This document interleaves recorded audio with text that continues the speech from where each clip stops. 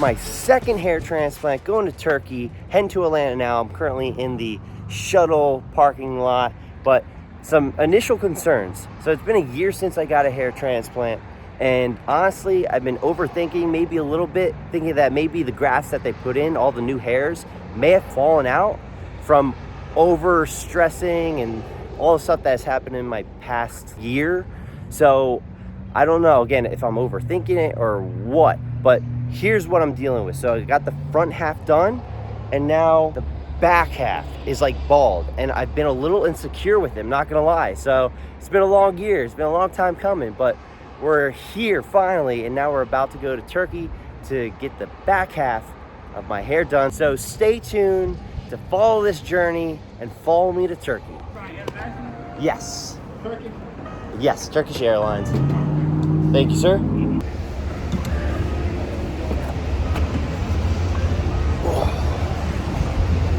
And so I embarked on my journey to Turkey. But before taking off with Turkish Airlines, enjoyed a sandwich, and then while on that 11-hour flight, I enjoyed some more food, which was actually some Turkish food. They combined ingredients differently, like this was avocado, beans, and spices, which was actually pretty good. But then I had the opportunity of meeting Adel, who was awesome, had the opportunity to learn about his culture, so highly recommend talking to people when you're traveling. And then from there, Now Hair Time gives you the details to meet them at the shuttle, which then takes you to the hospital to get your blood work done, and that's like an hour away. And then from there, we arrived at the hotel, which was pretty nice, and I enjoyed it. Just got back from the hospital. They took my blood, made sure I didn't have AIDS for the procedure tomorrow, but now I'm checked into the hotel, and believe it or not, we actually have the same room from last time. So if you didn't see the first video, here's the room from last time. Quick little peek. But flashback to the first time I was here, procedure. But also, these are the accommodations that they set you up. And the only difference this time is that I have some hair. So I say some hair because remember, so with the light shining on it, here's the back of my head. So they did the front half last time, and now they're doing the back half this time to fill that in. So stay tuned for the results.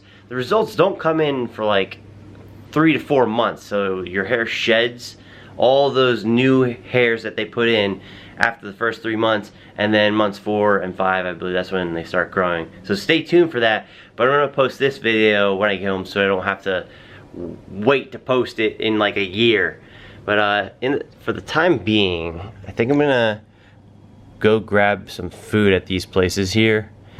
I don't know if they'll speak English, but I got Google Translate, so we shall see. But I'm so exhausted, and it's gonna be a struggle, definitely, until tomorrow. So besides getting food, I'm not sure what else I'm gonna do. But I've been up for like 2 days straight, because going from my time to here, I went forward in time, and so yeah, been up for like 2 days straight. So obviously I had Wi-Fi in the room, and now Google Translate does not work because I don't have Wi-Fi. And no one around here speaks English. So I'm kind of out of luck. Guess I'm just gonna walk around. I do recognize that though. It's like the only thing in English around here. Some stuff's in English. But yeah, not many people speak English around here, and I'm without Google Translate, so guess we'll just walk around. Yeah, I'm walking around while I still can, because tomorrow, once I get that procedure done, I'm not gonna be able to be out in the sun like this. So yeah, I'm checking everything out, and cannot find anything for the life of me. I was gonna try to find finasteride, because apparently you can get it for very cheap here in Turkey, and you don't need a prescription. So I was gonna try to get that, and then maybe some food. But yeah, there's definitely that language barrier. Nice weather though. Yeah, also the climate here, it's like, it's hot.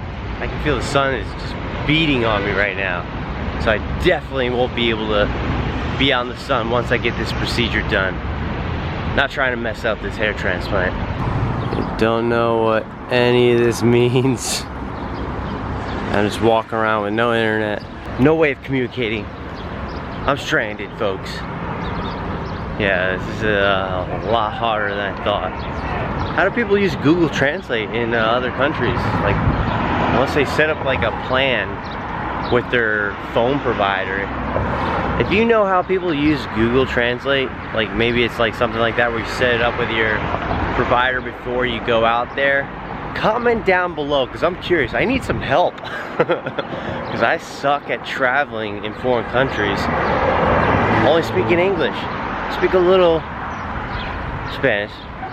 Hablo un poquito español. Oh man, it's hot.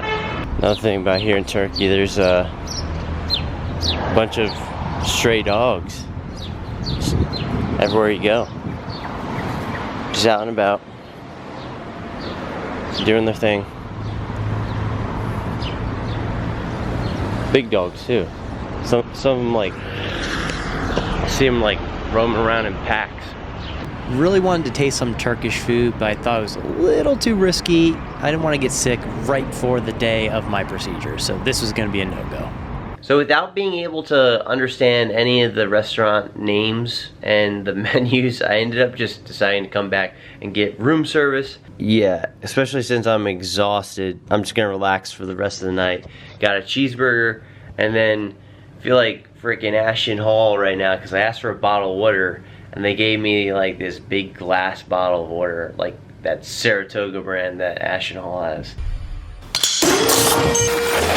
But yeah, like I said, I'm gonna just eat this burger, enjoy it, and crash for the rest of the night. And then tomorrow, I got the procedure.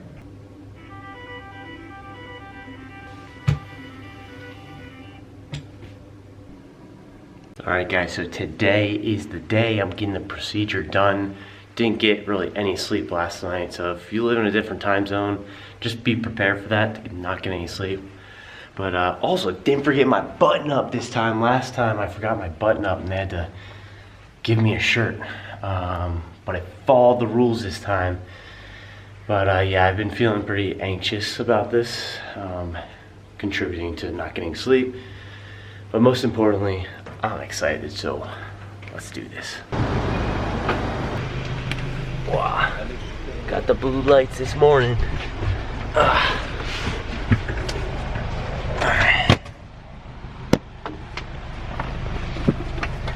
You got it? No problem. Thank you. You're welcome. Sir, Wi-Fi cake, water for you, okay? Alright, thank you so much. You're welcome, sir. I'm singing that one song right now. Or, you know the lyrics. To give you guys a little commentary, this is the walk into the actual clinic. So you walk in, see the front desk, then you see everyone else there who's also getting a hair transplant. And then from here, they make you sign a couple forms, the intake forms. Then they draw on your head some. And then they shave off your hair. And then they draw on your head again. Then if you agree to allow them to take photos and everything for them to potentially put up on social media, they take some photos of you, so you do a little mini photo shoot. They got a full-blown studio there.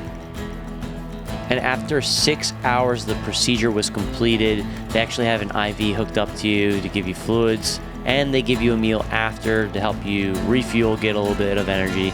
And from there, you head back to the hotel. And then here's what my head looked like right after the procedure. All right, boys, we're officially back in the trenches. Due to travel, it's been a couple days since I've slept, really. And now I'm gonna have to sleep like this, which I'm not too thrilled about.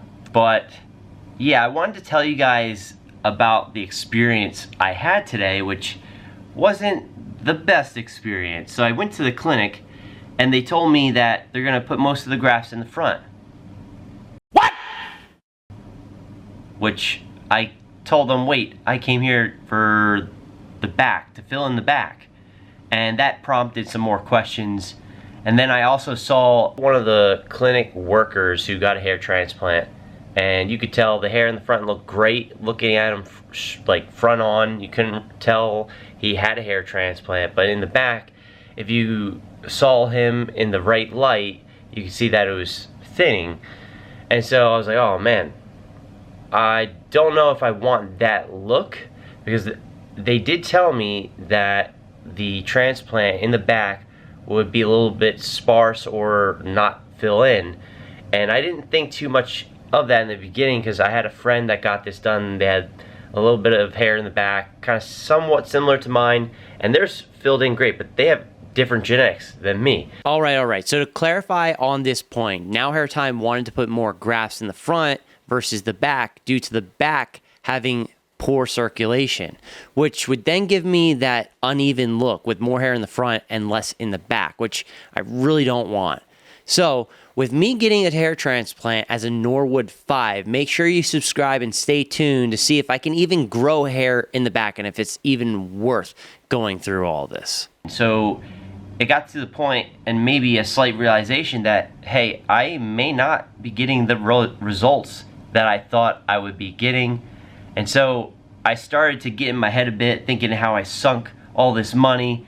So I will go over the ideal candidate in a smaller, dedicated video just to that. Like, who is the ideal candidate? Who will be happy from the results that they would get from a hair transplant? But yeah, they ended up putting the grafts half and half. And at the end of the day, when I initially started this hair transplant journey, I made the best decision that I could with the know-how that I had. And so I did it so that I could try to feel better about my appearance. But going through this whole process has given me a lot. I've learned a lot about how I don't need to rely on my appearance to then be confident. So having that bald spot for a full year, especially in the gym with the light shining down on me, you know, I was self-conscious in the beginning. But over time, I learned to just not really care and just own what I got. And so the same thing goes now, and all the money that I sunk into this, it's gonna be a small blip in time, and I'll probably forget about it. But the things that I won't forget about are the lessons that I've learned going through. So it's so important to not make an emotional decision. Don't rush into anything. Make sure you do your research. Now, at the end of the day, I'm still gonna go forward with the whole process. I'm gonna try to, you know, get it as full as possible up there. I still got some PRP sessions later on, but on a brighter note, I had some chicken cutlets. Those are pretty good. But after the procedure, you can't have anything salty, spicy, or sweet, so I had that. And then tomorrow, I'm going to the clinic again to get the bandages taken off. So stay tuned.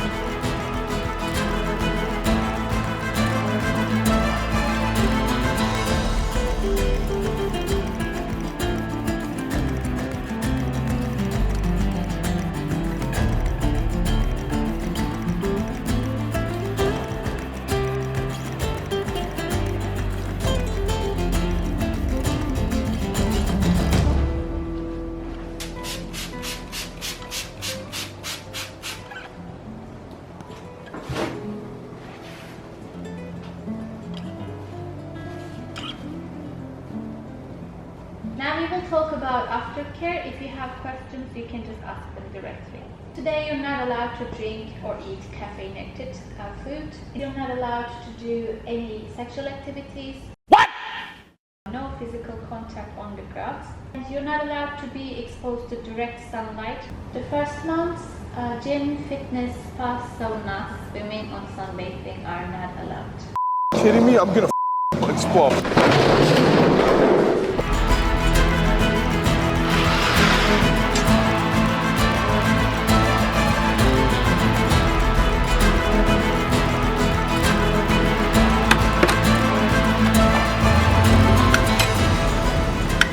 Currently en route to the clinic to do the final rinse, but I am completely sleep deprived right now.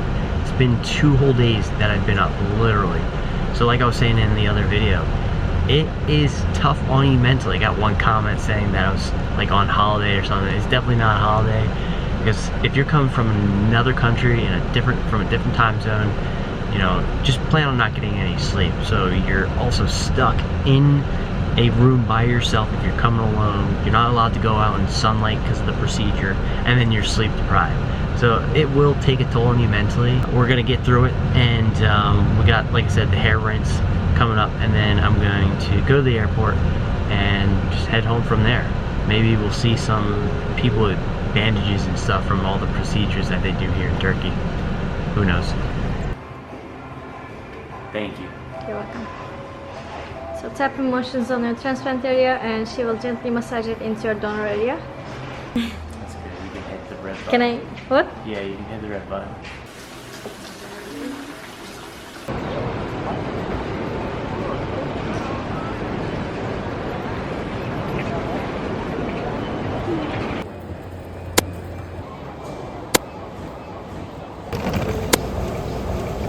Alright guys, so some of you have been asking what my head looks like right before I take off. So I got the procedure done. This is what it looks like right now.